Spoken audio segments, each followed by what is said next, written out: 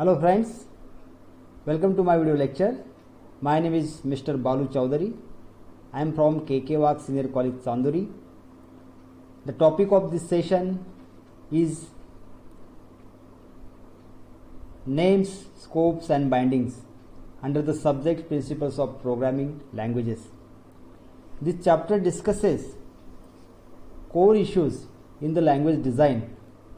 So let me start the session. In the program, names are identifiers or mnemonic character strings used to represent some entity in the programs, or in simple words you can say it is the name given to some program elements like variables, constants, operations, types, function names, subprograms, labels and so on. For example, variable, that is the name given to some variable. Constants, names for defined constants. There may be a symbolic constants and literal constants. Then the operations. Every programming language provides some set of primitive operations like addition, subtractions, multiplications. The language also provides some set of ready-made functions which is having names like square roots, square, absolute, some string functions, I to A, and there are so many functions where you can define or you can have a names for these functions. Then data types, the names given to some types, the names given to some function names. Okay. Then there are the names for labels also.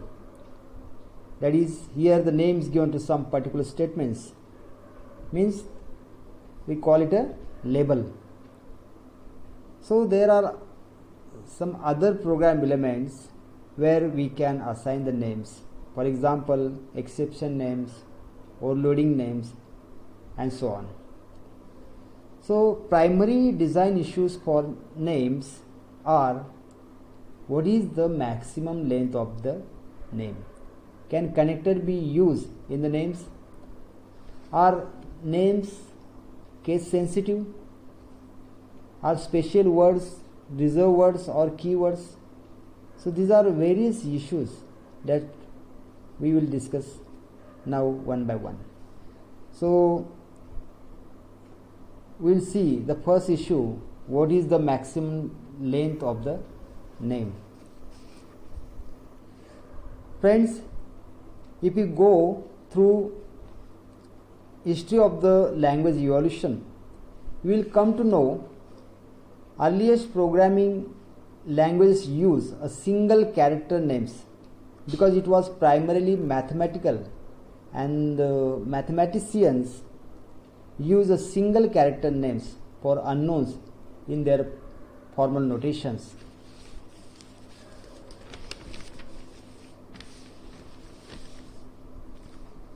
So with the arrival of Fortran 1 broke the tradition of using character names and allowing up to 6 characters for the names. So in this slide you can see the maximum lengths can be assigned for the names in different programming languages. For example, Fortran 1 and Fortran 77 maximum lengths in characters is given 6.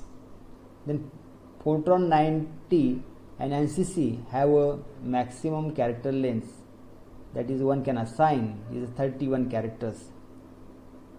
Then the COBOL have 30 characters, and then the next languages like C++, Java, Ada has no limit. Okay.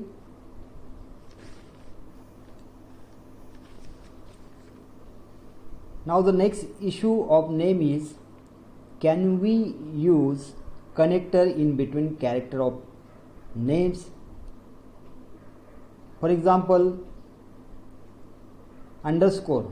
In some languages, underscores can be included in the defining names. For example, in C, the example is given here, integer total underscore sum.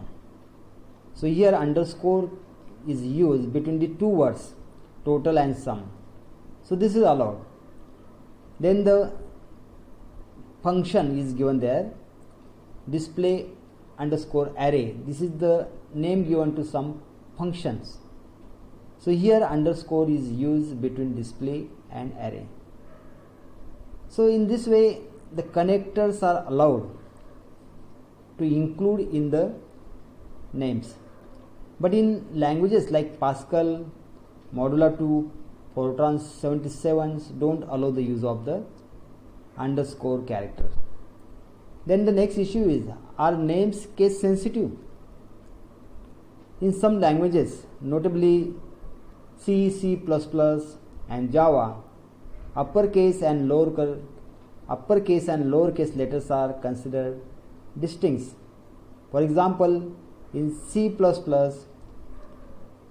CT, which is given in small letters, and the CT, which is given in capital letters, are the distincts. For someone this looks similar, but in fact it denotes different entities. So in this sense the case sensitivity violates the design principle of language constructs, because that looks the same should have the same meaning. So in Java, however, there are many predefined names which includes both uppercase and lowercase letters. For example, parse int, which converts the strings to integer value.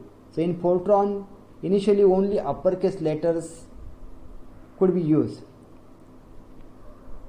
Then the next issue is, are the special words reserved words or keywords? So here keywords and reserved words are called the special words. So in most languages, so these words are classified as reserved words, but in some they are only the keywords. So special words have some predefined meanings for the compiler. For example, in C,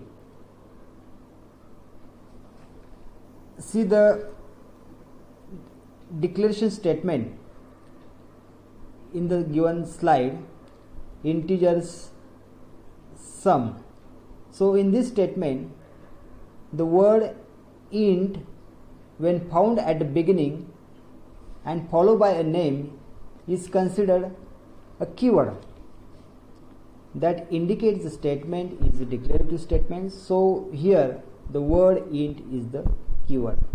Similarly, in Fortran, when you write the declarations like real sum, so in this case the word real is a keyword. So however in Fortran, if the word real is followed by assignment operator, it is considered a variable name. For example, real equal to 50.30. So in Fortran, one could have the statements real integer or integer reals. When you say real integers, means the variable real to be integer types, and when you mention integer real, means variable integer to be real types. So this misleads the program readers. Thus the language designers or readers must recognize the difference between names and the special words by context. So here major difference between keywords and reserved words is that keyword have a special meaning in the language and the keywords are the part of the syntax. While in case of the reserved words are the words that cannot be used as identifiers. For example, name of the variables, name for the functions, because they are reserved by the language. So in practice, most keywords are reserved words and vice versa. but they are two different things. So keywords only has the meaning in the spatial context and therefore be used as a identifier. Reserved words is not the keywords and is reserved for the future use.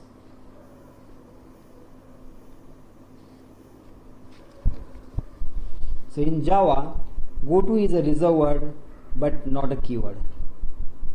In Fortran has no reserved words, all keywords, and can be used as an identifier as earlier said.